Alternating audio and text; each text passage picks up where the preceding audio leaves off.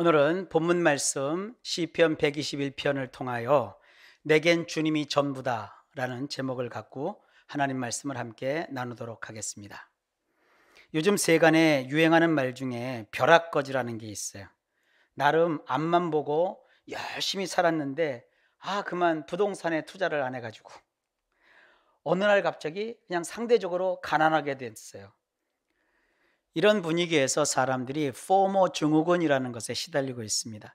이 FOMO라는 것은요, Fear of Missing Out. 이것의 약자인데요. 이것은요, 뭔가 잃어버린 것에 대해서, 얻지 못한 것에 대한 두려움이라고 하는 거예요. 남들은 다 돈을 벌고, 남들은 다 잘 되고, 남들은 떵떵거리고 살게 되는데, 나는 뭐가 없는 거예요. 그래서 나만 못 벌어. 나만 소외됐어. 나만 바본가? 이런 강박에 사로잡히게 되는데 이것을 FOMO 증후군이라고 합니다. 사실 따지고 보면 잊고 살고 안 보고 살면 그만인데 자꾸 누가 어떤 정보를 공유했는가?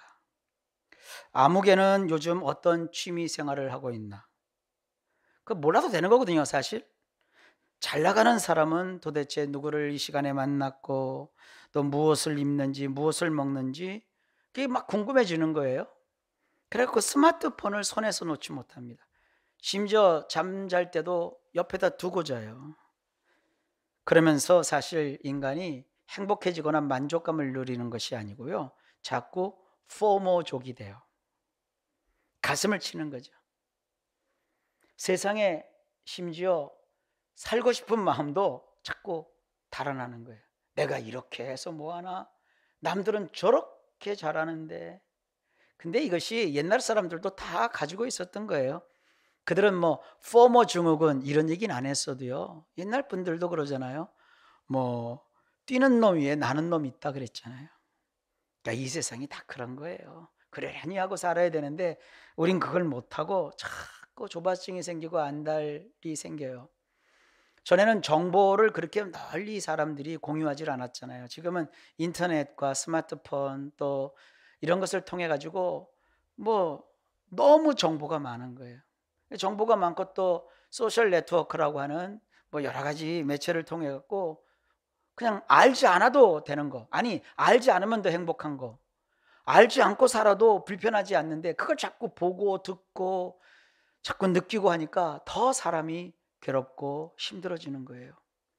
우리 성도님들도 아마 나는 포모족이다 이렇게 얘기를 안 해도 거의 뭐 휴대폰 가지고 스마트폰 가지고 인터넷 하시는 분들, 컴퓨터 있는 분들은요, 포모족에 아마 소속돼 있을 겁니다. 뭐 저는 또 안 그럴까요? 저도 역시 현대인인데요. 그래서 이생진망이라는 단어가 또 생겼어요. 이생진망. 이번 생에는 집 사는 일은 망했다. 집은 못 산다는 거죠. 사실 사람이라는 게 뭐 조금 더 노력해서 돈을 모아가지고 집이라도 하나 장만하면 되겠다 하는 그런 희망 갖고 좀 젊은 날 열심히 수고하는 거 아니겠어요? 근데 이제 그런 것을 꿈도 못 꾸는 세상이 돼버린 거예요. 그래서 이 이생진망 이런 단어를 통해서 자기 자신을 뭐라고 할까요? 좀 내려보는 거죠. 우리 세상이 이 지경이 될 때까지, 아니 내가 벼락거지가 될 때까지 내가 믿는 하나님은 도대체 어디 계신 걸까? 이게 예수 믿는 사람들에게는 한층 더한 염려거리가 되고 걱정거리가 되고 근심거리가 돼요.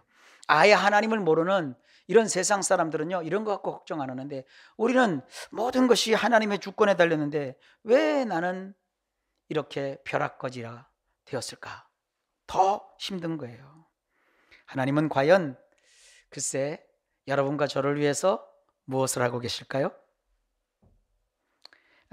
고려시조 태조 왕건 그런 분들을 위시해서 고대 사회를 보면 뭐 우리 한반도 땅에 있던 왕조든지 뭐 중국이든지 유럽 어떤 나라든지 일단 왕이 된 사람은요, 왕권의 강화와 또 나라의 안정을 위해서 무엇보다 결혼 정책이라는 것을 썼어요.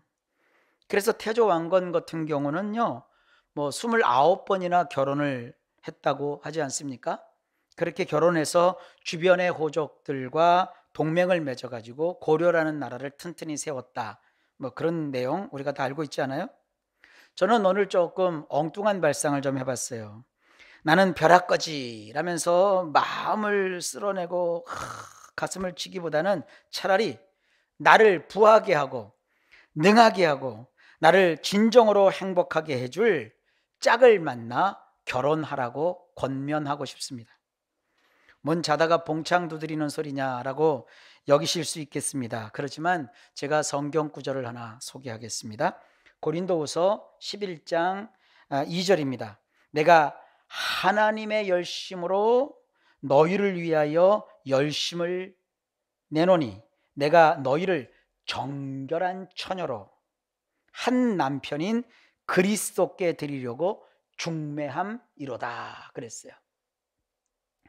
여기서 이 중매라고 번역한 이 단어는요, 단순히 결혼이 이루어지도록 중간에서 소개해줬다 그런 뜻이 아닙니다. 두 사람을 완전히 묶어주었다라고 하는 그런 단어입니다. 우리말로는 약혼했다, 약혼할 수 있도록 내가 해줬다, 뭐 이런 식으로 이해를 하면 쉽습니다. 구약에서는요, 하나님께서 자기 자신을 아주 특별한 신분으로서 우리에게 밝히 보여주십니다. 거기 보면 두려워하지 말라, 내가 수치를 당하지 아니하리라. 놀라지 말라, 내가 부끄러움을 보지 아니하리라. 내가 내 젊었을 때의 수치를 잊겠고 과부 때의 치욕을 다시 기억함이 없으리니 이는 너를 지으시니가 내 남편이시라. 그의 이름은 만군의 여호와시며 내 구속자는 이스라엘의 거룩한 이시라. 그는 온 땅의 하나님이라 일컬음을 받으실 것이라. 하나님께서 우리가 벼락거지입니다, 나는 포모족입니다, 이렇게 젊은 날에 참 수치를 느끼고 치욕을 느끼고 나는 뭐했나 이렇게 생각하는 우리를 향해서 아니다, 내가 네 남편이다, 내가 네 남편이기 때문에 너를 그냥 두지 않는 건다, 내가 너를 가만둘 것 같으냐, 지금 이렇게 말씀하고 계시는 거예요. 남편이시라는 거예요. 성경은 하나님을 우리의 남편이라고 분명하게 소개합니다. 그리고 종말론에 보면요, 장차 예수님이 이 땅에 재림하시면 우리는 주님의 신부고 그리고 주님은 우리의 신랑으로 어린 양의 혼인잔치가 있을 거라고 말씀하고 있습니다. 요한계시록 19장 7절로 9절에 그 말씀이 나와요. 어린 양의 혼인기약이 이르렀고 그의 아내가 자신을 준비하였으므로 그에게 빛나고 깨끗한 세모파 옷을 입도록 허락하셨으니 천사가 내게 말하기를 기록하라. 어린 양의 혼인잔치에 청함을 받은 자들은 복이 있도다.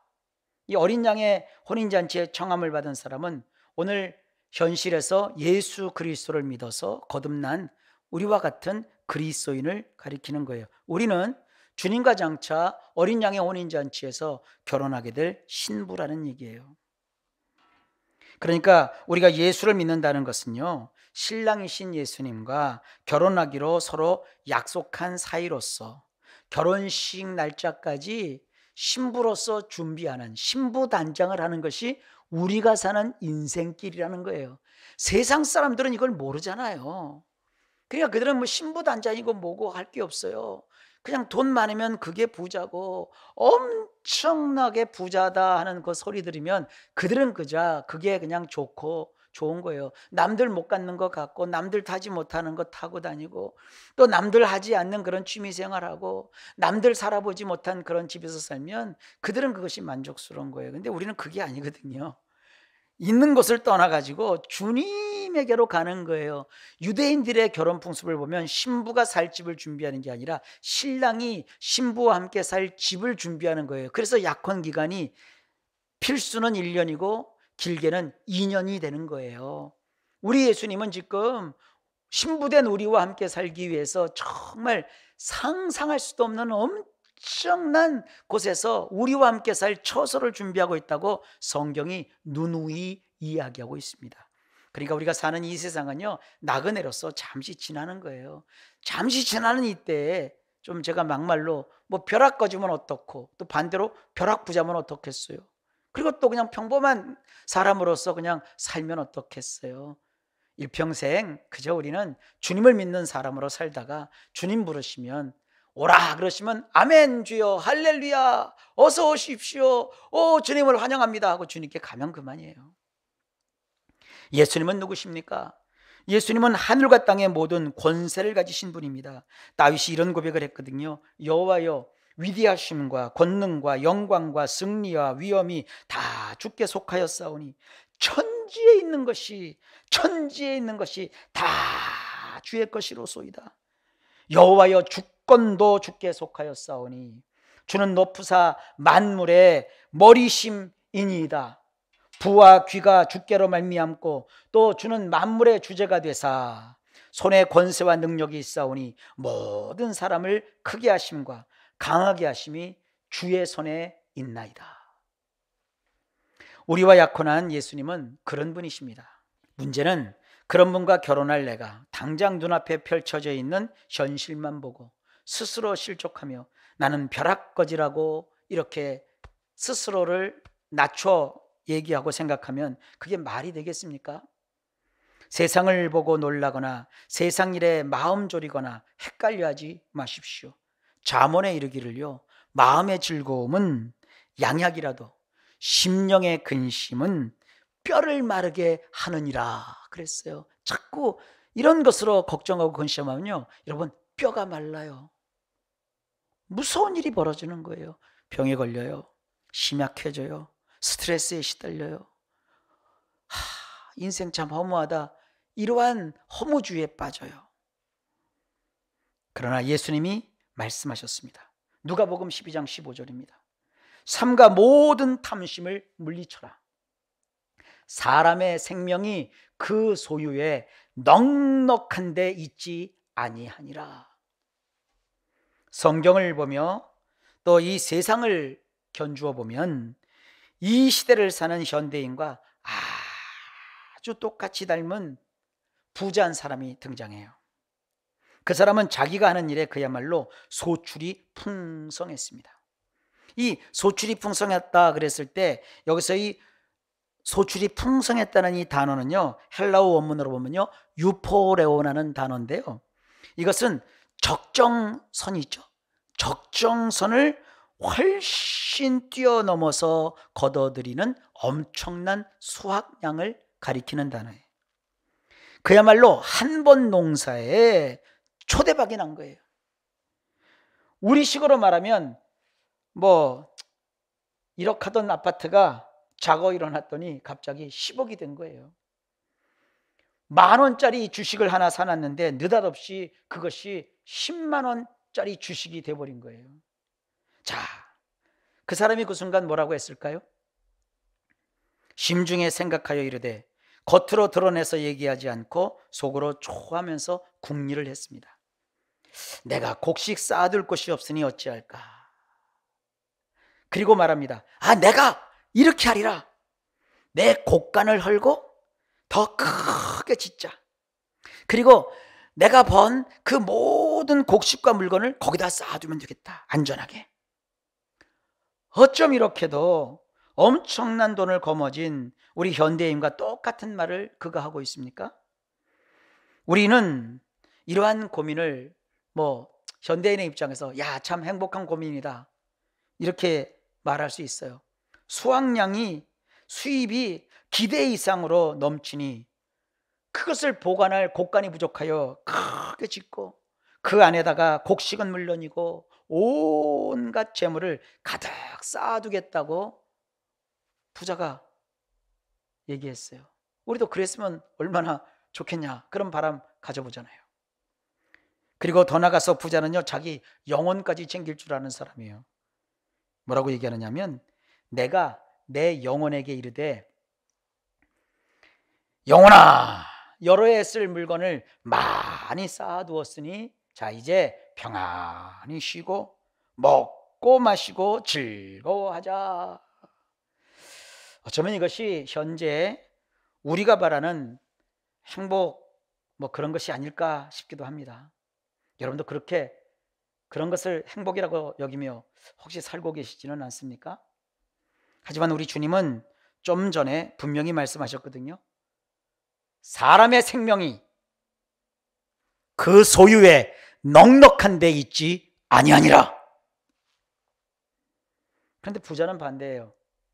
부자는요, 재물을 많이 쌓아두었으니 이제 평안히 쉬고 먹고 마시고 즐거워하자. 그런데 성경은 이 부자의 말이 쓸데없는 말이라고 얘기합니다. 왜 부자의 말이 쓸데없는 말일까요? 하나님이 그에게 이렇게 말씀하시거든요. 어리석은 자여, 오늘 밤에 내 영혼을 도로 찾으리니. 생명이라는 것은 하나님이 잠시 맡긴 거거든요. 그러면 내 준비한 것이 누구의 것이 되겠느냐? 자기를 위하여 재물을 쌓아두고 하나님께 대하여 부요하지 못한 자가 이와 같으니라 하고 우리 주님이 결론을 맺으십니다. 구약 잠언에 재물이라는 것을 하나님께서 이렇게 똑부러지게 알려주셨거든요. 한번 귀 기울여 들어보실까요? 잠언 23장 4절로 5절 말씀입니다. 부자 되기에 애쓰지 말고 내 사사로운 지혜를 버릴지어다. 내가 어찌 허무한 것에 주목하겠느냐? 정령이 재물은, 잘 들어보세요, 날개를 내어 하늘에 나는 독수리처럼 날아가리라. 누가 가진 재물이라도요, 그것은 그 사람 것이 아닙니다. 그 재물은요, 사실 날개가 안 보일 뿐이지 날개에 달린 독수리예요. 아차는 순간 그 재물 독수리는 푸르륵 하고 하늘 높이 날아가 버린다. 그런데 성경은 사람이요, 부자가 되고 재산을 크게 불려 엄청난 갑부가 되는 거, 그거 절대로 나무라거나 비난하거나 지적하지 않습니다. 성경이 이렇게 분명히 말하고 있습니다. 또한 어떤 사람에게든지 하나님이 재물과 부요를 그에게 주사 능히 누리게 하시며 제 몫을 받아 수고함으로 즐거워하게 하신 것은 하나님의 선물이라고 말하고 있습니다. 그런데 바로 이어서 애매한 상황이 벌어집니다. 내가 해 아래에서 한 가지 불행한 일이 있는 것을 보았나니 이는 사람의 마음을 무겁게 하는 것이라. 어떤 사람은 그 영혼이 바라는 모든 소원에 부족함이 없어 재물과 부요와 존귀를 하나님께 받았으나 하나님께서 그가 그것을 누리도록 허락하지 아니하셨으므로 다른 사람이 누리나니 이것도 헛되어 악한 병이로다. 병 걸릴 일이라는 거예요. 병 걸릴 일. 어느 날 갑자기 부자가 되는 거 분명히 성경이 말합니다. 이거 하나님의 선물입니다. 그런데 믿는 모든 사람이 물론 다 부자가 되는 것은 아닙니다. 또한 바라는 모든 소원이 부족함이 없다 해도 나는 이 재물로 인하여 이 땅에서 평안히 쉬고 먹고 마시고 즐거워하자, 이렇게 스스로에게 자부할 수도 없습니다. 왜냐하면 하나님이 그가 그것을 누리도록 허락하지 아니하시면 그만이에요. 그래서 성경에 보면 우리에게 주시고 또한 우리가 주셔서 받은 것을 누릴 수 있게 해달라, 그런 축복이 나와요. 그래서 저도 여러분에게 축복합니다. 주님이 주시는 선물 잘 받으시는 인생 되시기 바랍니다. 받지만 말고 받은 것을 누리는 그런 인생도 되시기를 예수님의 이름으로 축복합니다. 하나님께서는요, 우리가 열심히 쌓아놨다고 해서 우리 생각에는 우리 거라고 생각하지만 더 나아가 그 쌓아놓은 것을 얼마든지 나 아닌 다른 사람이 누리게 하실 수도 있다는 거예요. 그러니까 얼마나 우리 마음이 겸손해집니까? 그리고 그러한 하나님이 우리는 얼마나 두렵습니까? 이런 경외심을 가지고 삶을 사는 그런 부자가 우리 성도님들 다 됐으면 좋고요. 우리 자녀들도 정말 이렇게 하나님을 두려워하는 이런 경외심을 가진 부유한 부자가 되기를 저는 사실 바라고 기도하고 있습니다. 꼭 그렇게 되시기를 축복합니다. 여러분, 돈이라는 것은요, 하나님께서요 반드시 우리에게 허락해 주셔야 얻을 수 있는 것이다, 이 생각 우리 가지고 있어야 됩니다. 나는 이 진리의 말씀이 어떤 사람에게는 오늘 이 시간 좀 위로가 되었으면 좋겠고요, 또 어떤 분에게는요 물질과 재물을 대하는 바른 마음을 갖는 그런 계기가 되었으면 좋겠어요. 성경 교훈에 따르면 내가 번 돈이라고 해도, 내가 열심히 수고해서 번 돈이라고 해도 사실 그것은 내 것이 아니라는 거예요. 하나님이 그것을 벌 수 있도록 힘도 주셨고 기회도 주셨고 그리고 사람도 붙여주셨고 또한 그야말로 하나님이 재물을 몰아서 나에게 붙여주신 거예요. 그리고 돈을 쌓아놓으면 그것으로, 그 돈 때문에 행복해지고 돈이 나에게 안전을 보장해 주는 거, 그런 거 아니라는 거예요. 물론 돈이 많으면 무슨 뭐 경비업체를 쓸 수도 있죠. 그러나 그렇게 해서 내 재물이 안전하다, 그게 아니라는 거예요. 주님 말씀에 따르면 이유가 있어요. 돈이 있는 곳에는요 좀과 동록이라는 것이 벼르고 있고요, 더 무서운 건 도둑이 노리고 있다는 거예요. 마태복음 6장 19절이거든요. 너희를 위하여 보물을 땅에 쌓아두지 말라. 거기는 좀과 동록이 해하며 도둑이 구멍을 뚫고 도둑질한대요. 그러니 돈이라는 것은요 버는 것도 버는 것이지만 벌어놓은 돈을 지키는 것이 더 힘듭니다. 사람이 철이 없을 때는 돈 귀한 줄, 또 돈 무서운 줄 모릅니다. 하지만 돈을 아는 사람은요 한 푼이 새롭다는 것을 잘 압니다. 돈에 그러니 무슨 푼돈, 무슨 작은 돈, 소액이 어디 있습니까? 크든 작든 여러분 돈은 돈입니다. 작든 크든 어디까지나 돈은 돈입니다. 그런데 요즘 사람들이 좌절하고 거의 미칠 정도로 기막혀 하는 것은요, 그 돈이 어떤 사람에게는 주체하지 못할 정도로 마구마구 막 불어나고, 어떤 사람에게는 그 마구마구 불어나는 것을 보면서 나도 역시 돈을 벌기는 벌고 직장생활을 하고 사업을 한다고 하지만 상대적으로 이 드는 빈곤감, 이 빈곤감을 갖고 있다고요. 달리 긴 얘기가 필요 없습니다. 우리에게는 너나 할 것 없이, 남녀노유 빈부 귀천 가릴 것 없이 있는 사람은 있는 사람대로, 없는 사람은 없는 사람대로 무엇이 필요하냐? 하나님의 보호하심이 필요합니다. 돈보다 더 중요한 것은 나를 돌보시는 하나님의 돌아보심, 보호하심입니다. 하나님의 보호에는 하나님의 게세드, 인자하심도 함께 동반합니다. 이 게세드라는 단어는요 젖먹이 있잖아요, 젖먹이를 향한 아기 엄마의 그 마음을 게세드라고 하는 거예요.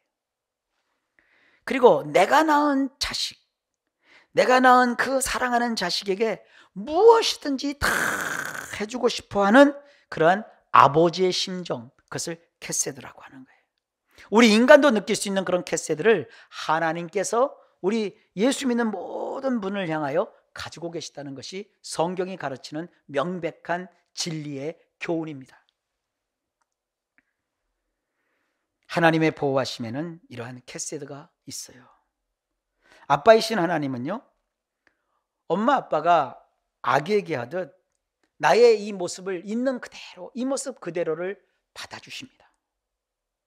오늘 성경 읽은 본문을 이렇게 보면은요 하나님은 먼저 나를 실족지 않게 하신대요. 이 실족이라는 것은 그야말로 미끄러진다 이런 뜻이거든요. 미끄러지지 않게 하신대요. 그리고요 하나님은 졸지도 않고 주무시지도 않고 이렇게 나를 지키신대요. 그래서 졸지 않는다는 표현은요 두 눈을 부릅뜨고 나의 형편을 다 하나씩 하나씩 살펴주신다는 거예요. 얼마나 감사합니까? 게다가 하나님은 내 오른쪽에서 그늘이 되신대요. 그래서 그늘이라는 것은 뭐냐면요, 쉼터. 피곤할 때, 힘들 때 의지할 수 있는 거. 그리고 너무너무 졸리고 고날 때 누울 수 있는 거. 그것을 그늘이라고 표현하는 거거든요. 여러분, 그래서 어떤 일이 벌어지느냐? 오늘 시편 본문에 보면 낮의 해가 너를 상하게 하지 아니하며 밤의 달도 너를 해하지 아니하리로다. 여호와께서 너를 지켜 모든 환난을 면케하시며 또 내 영혼을 지키시리로다. 여호와께서 너의 출입을 지금부터 영원까지 지키시리로다. 저는 이런 하나님을 깊이 깨달아 체험하는 계기가 있었어요. 그 뒤로 저는 예배 때마다 다른 교회나 남들은 안 하는 목회 기도라는 것을요, 예배 순서에 꼭 집어넣고 그 옛날부터 지금까지 계속하고 있어요. 제가 예배 때마다 이렇게 성도님들을 위해서 기도하고 기도하는 중에 믿음으로 여러 선포를 하는 것은요, 성경적인 근거와 신앙적인 체험이 있기 때문입니다. 저는 성경을 통해 하나님이 일하시는 법칙과 하나님의 뜻을 분명히 간파하고 있기 때문에 남 눈치 안 보고 사랑하는 우리 성도님들을 위해서 말씀을 깨달은 그 다음부터 계속 쉬지 않고 이 목회 기도를 하고 있는 겁니다. 주일만 하는 것이 아니라 제 기도 시간에도 계속 우리 성도님들을 위해서 기도하고 있습니다. 기도면 기도지, 이렇게 생각할 수 있어요. 왜 목사님은 기도할 때, 목회 기도를 할 때 막 선포를 하느냐? 여러분, 그것도 배경이 있어요. 선포를 하면요, 하나님이 역사하시거든요. 시편 118편 17절에 시편 기자가 이렇게 말해요. 내가 죽지 않고 살아서 여호와의 행사를 선포하리로다. 내가 뭘 말한다고 내가 무슨 신비한 능력이 있고 무슨 기운이 있어서 그것대로 되는 것이 아니라 제가 간절한 마음으로 그리고 믿음을 갖고 선포를 하면 그것을 천사가 듣고 그리고 주님이 들으시는 거예요. 천사가 그 듣고 나서, 천사라는 것은요, 뭘 하느냐, 우리의 일상을 하나님의 존전에 우리의 상상보다 더 빨리 재빨리 날아가서 하나씩 하나씩 다 빼놓지 않고 보고하는 그런 섬기라고 보냄을 받은 영이거든요. 제가 여기서 뭔가를 부인하면 천사는 내가 부인한다고 와서 보고를 해요. 내가 뭔가를 여기서 시인하면 천사는 얼른 아버지 앞에 가서 내가 시인하고 있다고 얘기를 해요. 그래서 천부께서 그와 같은 보고를 분명히 들으시고 반드시 응답하십니다. 이웃집에 남이 와서 나에게 일어나라 그러면 내가 일어납니까? 이리 가라 그러면 이리 가고 저리 가라 그러면 저리 갑니까? 그런데 내 자식이 와서 엄마 아빠 나 이것 좀 줘, 나 저것 좀 줘, 이렇게 해봐 저렇게 해봐, 그러면 부모인 내가 사랑하는 자식을 위해서 뭘 안 하겠습니까? 내 몸이 부셔져도, 내가 너무너무 힘들어도 자식이 나에게 요구하면 그 들어주는 것이 부모의 마음 아니겠어요? 이런 부모도 이렇게 자식의 말을 들어줄 줄 아는데, 우리 하나님 아버지께서 우리의 간청과 호소, 그리고 주님을 사랑하고 주님을 경외하는 목사가 주님의 양들을 위해서 이렇게 예배 시간마다 날마다 기도 시간에 선포하고 선언하는데 하나님 그거를 안 들으시겠냔 말이에요. 안 하면 바보죠. 성경이 말합니다. 누구든지 사람 앞에서 나를 시인하면 나도 하늘에 계신 내 아버지 앞에서 그를 시인할 것이요. 이 예수님이 하시는 말씀이에요. 누구든지 사람 앞에서 나를 부인하면 나도 하늘에 계신 내 아버지께 앞에서 그를 부인하리라. 예수님이 지상에 계시면서 하셨던 말씀인데요, 지금 예수님은 지상에 안 계시고 하나님 보좌 우편에 계시잖아요. 그곳에서 주님은 우리를 위해서 이러한 사역을 하고 계신다고요. 이러한 사역이 진짜 중보예요. 인간이 뭐 누구 위해서 기도하는 그런 깨작깨작하는 그런 것이 사실은 중보가 아니고요, 중보는 오직 한 분, 예수님 뿐이거든요. 예수님이 이렇게 이런 일을 하시는 거예요. 물론 성령님이 이 모든 것을 다 아십니다. 그렇다고 해서 성령님이 알아서 다 하시지, 그게 아니에요. 우리도 할 일이 있어요. 그게 뭐냐? 그중 하나가 믿음의 선포인 거예요. 야고보서 5장 15절로 16절에 보면 믿음의 기도는 병든 자를 구원하리니 주께서 저를 일으키시리라. 혹시 죄를 범하였을지라도 사하심을 얻으리라. 이러므로 너희 죄를 서로 고하며 병 낫기를 위하여 서로 기도하라. 의인의 간구는 역사하는 힘이 많으니라. 이 구절에 기도에 관련한 다른 뜻을 가진 세 가지 단어가 동시에 등장을 해요. 제일 먼저 믿음의 기도라는 말이 나오죠. 그래서 나오는 이 기도는 육회라고 합니다. 육회, 헬라어로. 이것은요, 강청하는 거예요. 간청하는 거예요. 왜 성경에 그런 말이 있잖아요. 벗됨을 인하여서는 일어나서 주지 아니할지라도 그 간청함을 인하여 그대로 주리라. 여기서 나오는 이 간청함은요, 아나이데이아라는 단어인데요, 체면을 무릅쓰고 억지를 부리는 거예요. 이걸 기도라고 하는 겁니다. 저는 이 목회기도 시간에 이 육회를 해요. 육회 중에 하나가 뭐냐면 신유기도 있잖아요. 병을 향해서 직접 치료를 선포하는 거거든요. 약한 것이 막 고침을 받아라, 병든 것이 나음을 입어라, 막 암이 물러가라, 막 그거 선포하는 거잖아요. 죄 뭐 이럴 때 뭐 손에서 광선이 나가겠습니까? 뭐 하늘이 우르릉 우르릉 하겠습니까? 그런 게 아니에요. 이렇게 믿음의 선포를 할 때 천사를 통해 하나님이 들으시고 하나님이 직접 응답하셔서 모든 불치와 난치병을 고치시고 죽을 자를 살리시고 병든 자를 일으켜 세우시고 부서지고 깨진 뼈를 다 붙여 맞추시고 우리의 상하고 또 이 세상 살아가는데 불편했던 우리의 모습들을 하나님께서 일일이 다 손질하시는 거예요. 이런 하나님의 강력한 축복이 오늘 이 시간도 말씀을 듣는 모든 분들에게 임하기를 바랍니다. 임하기를 바랍니다. 두 번째가 서로 기도하라고 그랬어요. 그래서 나온 이 기도는요, 유코마이라는 단어인데 이것은요, 소위 말하는 도고입니다. 도고. 이걸 이제 세상 성경 표현을 좀 그냥 막 쓰시는 분들은 도고로라고 안 하고 중보 기도라고 하거든요. 어쨌든 뭐 저는 뭐 도고로 하든 중보 기도를 하든 뭐 그것을 그렇게 문제를 삼지는 않습니다. 실수나 잘못을 이것은 서로 시인하면서 관계를 좋게 하고 또 일상에서 건강하게 지내도록 서로를 돌아보면서 위에서 기도하는 거예요. 일상에서 저는 병에 걸리지 않도록 예방하면서 하나님 지켜달라고 그러고요. 서로 돌아보아 우리 성도님들이 정말 건강하게 살도록, 그리고 바르고 정결한 삶을 살아서 하나님 앞에 죄짓지 않으므로 병약한 것에 사로잡히지 않도록 하는 기도를 제가 계속 드리고 있고, 또 목회기도 시간에도 이런 기도를 그래서 드리는 거예요. 그 다음에 세 번째로 의인의 간구가 나오죠. 여기서 나오는 이 간구는요, 데시스라는 단어인데 이것은 청구하는 거예요. 여러분 어디다가 이렇게 청구해 보셨나요? 이 청구하는 행동을 데시스, 간구라고 하는 거예요.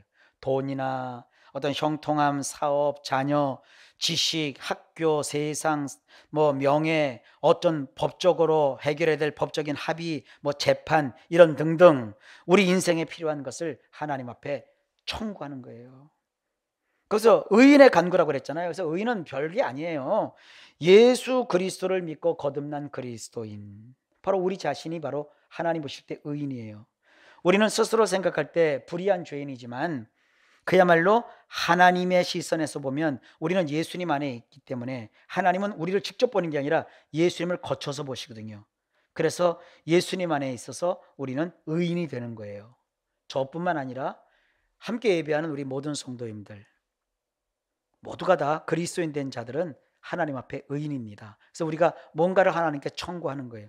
그 오늘 육회, 그리고 유커마이, 데시스, 이걸 저는 목회 기도에 담아갖고 계속하고 있는 거예요. 여러분도 계속 기도하십시오. 삶에서 믿음의 선포를 하십시오. 선포를 상대방에게 하는 게 아니라 공중에다가 그냥 흩어버리는 게 아니라 그 선포하면 천사가 듣고 하나님께 보고가 올라가고 하나님께서 그 소리를 분명히 들으시고 하나님의 뜻에 맞으면 그대로 응답하시는 거예요. 예수님이 백고물에서 누워 주무셨잖아요. 풍랑 이런 거 모르셨을까요? 다 아셨죠?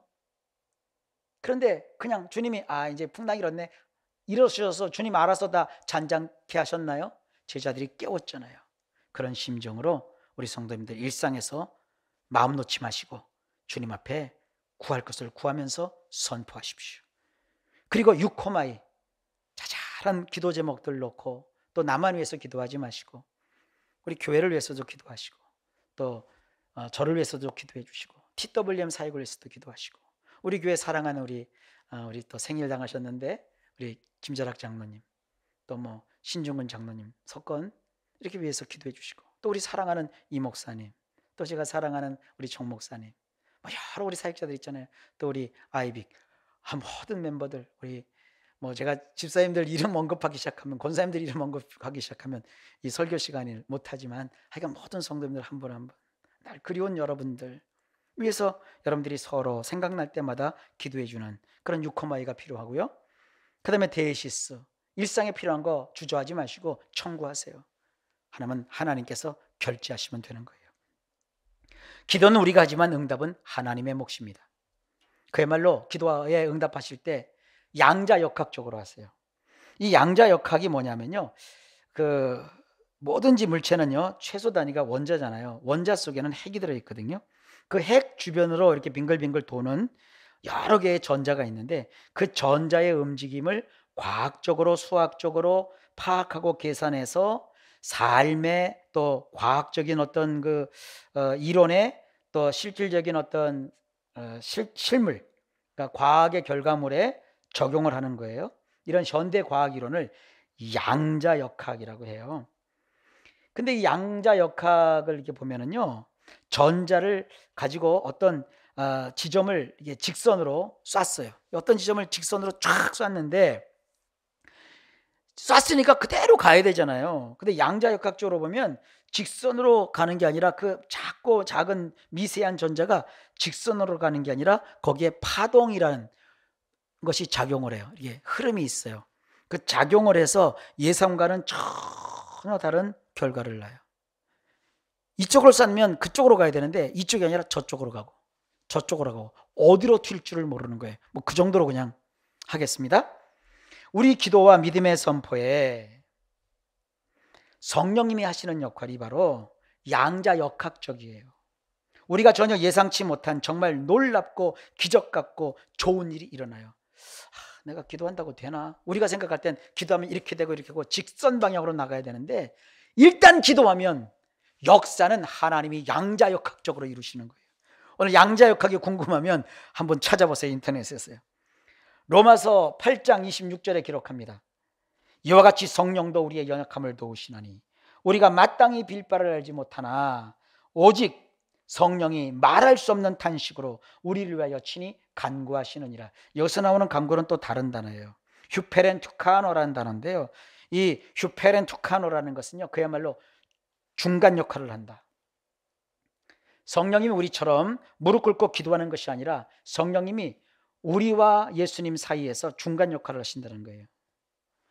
우리와 성부, 우리와 성자 하나님 사이에 이 성령님이 중개자 역할을 하시는 것, 이걸 우리 성경이 그냥 간구한다 이렇게 표현을 한 겁니다.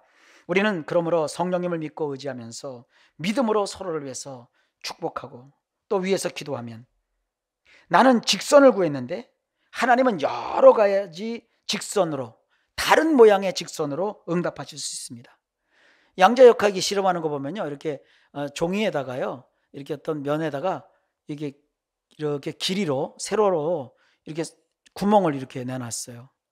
그리고 그 바로 뒷면에다가 그 구멍을 향해서 막 이렇게 전자를 쐈는데, 그 구멍을 향해서 쐈으면 그 뒤에 카메라 화상 맺히듯이 두 줄이 쫙 나야 될 거 아니에요. 근데 양자역학적으로는 어떻게 되느냐, 그 전자가 막 거기 공간을 통과해 갖고 가서 보니까 두 줄이 아니라 막 7줄, 8줄, 막 9줄 이렇게 줄이 막 생기는 거예요.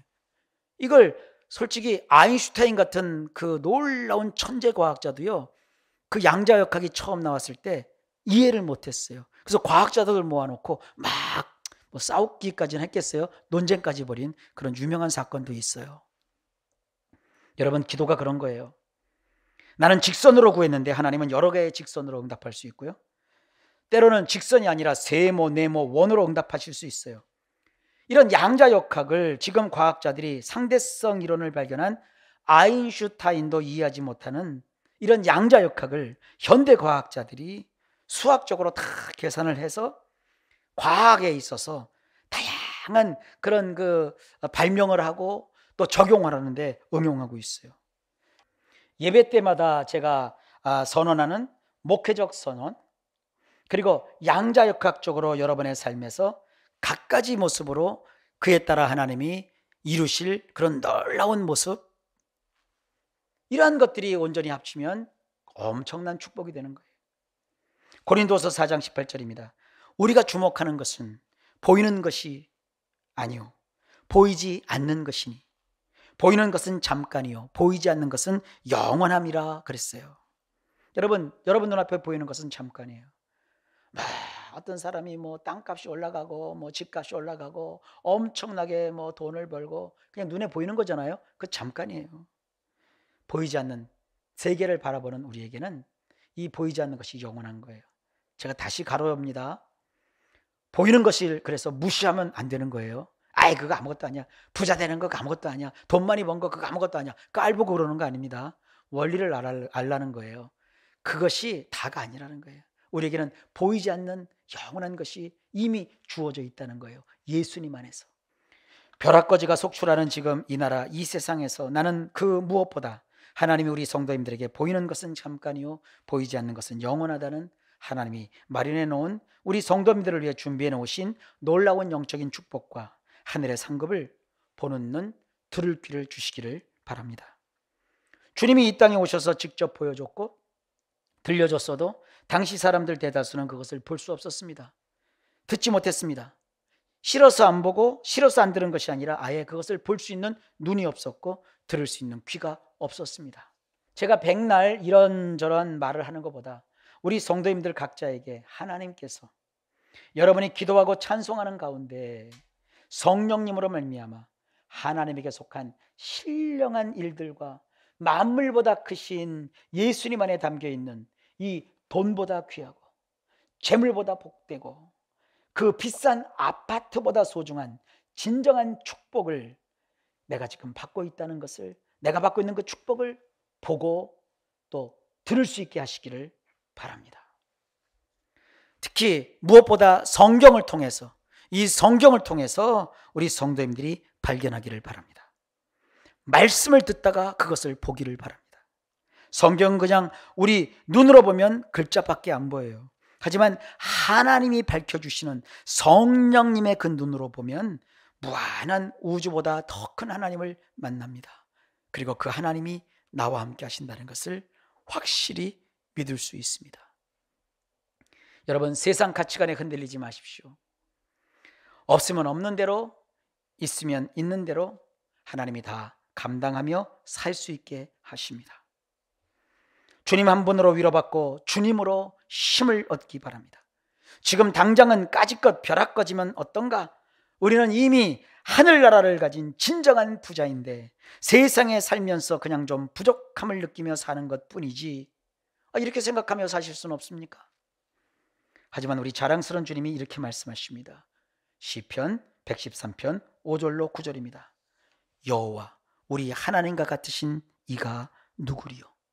높은 곳에 앉으셨으나 스스로 낮추사 천지를 살피시고 가난한 자를 먼지 더미에서 일으키시며 궁핍한 자를 거름더미에서 들어 세워 지도자들, 곧 그 백성의 지도자들과 함께 세우시며 또 임신하지 못하던 여자를 집에 살게 하사 자녀들을 즐겁게 하는 어머니가 되게 하시는도다. 할렐루야.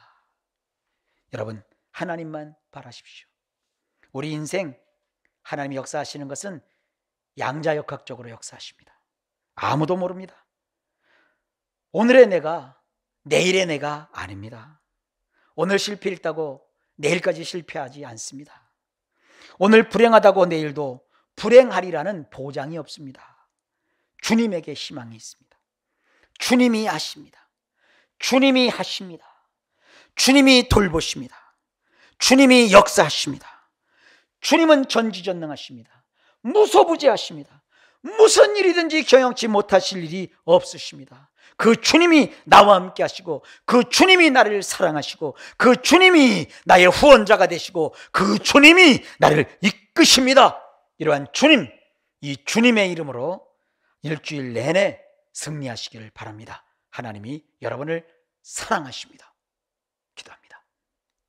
하나님 아버지, 우리 모두 주님 때문에 기뻐하고 즐거워하는 인생, 주님이 복 주신 사람이라는 것을 분명히 알게 하신 것 감사합니다. 이렇게 살도록 도와주옵소서. 예수님 이름으로 간절히 기도하옵나이다. 아멘.